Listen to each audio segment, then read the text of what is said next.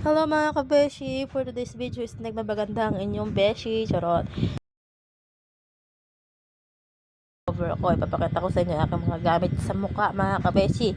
So, number 1, sunscreen. And itong pangalawa is, yung lipstick ko sana nagagamitin. So, hindi ko na siya nagamit kasi meron ako sa inyong i-reveal na bagong ganda. And lip matte siya, hindi siya natatanggal. So, ayan, pagkatapos natin maglagay ng sunscreen is gagamit tayo ng ating, syempre kailangan din natin maglagay ng ating pang alukap, diba? Yung may mga kinang-kinang, diba mga kabeshi ko?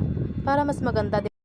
So, wala tayong brush, kaya ang una natin ginamit is ang ating maliit na finger. So, yan, pagkatapos natin yan, lagay-lagay lang na tayo ng ganyan, lagay-lagay lang tayo hanggang sa mayari. Syempre, alam nyo na nagmamaganda nga, diba? Hindi syempre magpapaganda, diba mga kabeshi? Yan nga pala mga kabeshi. Mga kabeshi, ipapakita ko sa inyo yung ating gamit na bagong lipstick na kararating lang ng ating order na lip matte. Yan nga sinasabi ko sa inyo, lip matte. And dyan nga.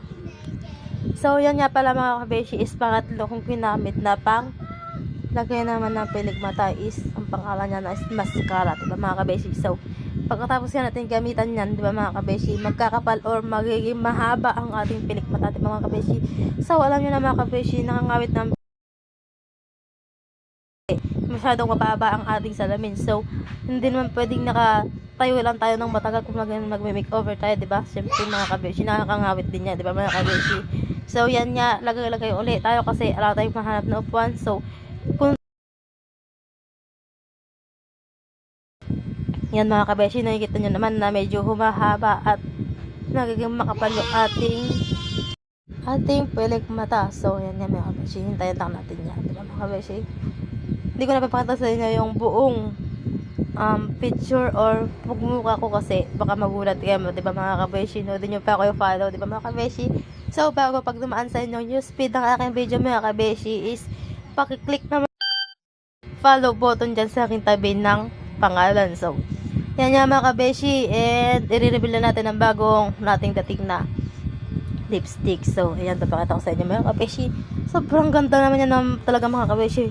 At pag sa halagang kulang 200 siya is napaka mura lang yan mga kabeshi. Is tatlo na siya agad, diba? Titingnan natin siya talaga kung hindi siya talaga matatanggal, kung napaka-the best niya or kung pwede ko na ba siya talaga pang araw-araw na gamitin.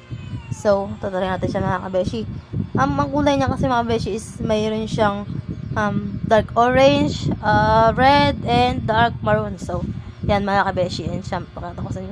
Hindi man masyadong kita yung kulay niya, pero sa personal mga kabeshi is maganda naman siya. So, itatry natin yan mga kabeshi kung talagang napakaganda ba niya talaga mga kabeshi. So, yan nga, and smell test din tayo dyan mga kabeshi. Titignan natin kung anong amoy niya or papasa ba siya sa atin. So, ayan nga mga kabeshi, napakaganda talaga, napakasarap ng amoy niya mga kabeshi.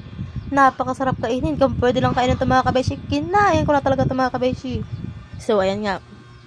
Ayan nga mga kabeshi, gandang-ganda ako sa sarili ko, diba? Ayan nga, diba? Wag yun na lang pansinin mga kabeshi, yung mga kaganya-ganya natin mga kabeshi. So, ayan nga, napakaganda niyang gamitin. Kasi, pag yun na lang ako pansinin dyan mga kabeshi, kasi ang pinapakita ko lang naman sa inyo dyan is yung aking lipstick, diba? Huwag mo lang pansinin yung aking mga pagmumukha dyan, yung mga ganun mga kabeshi, yung mga nakaka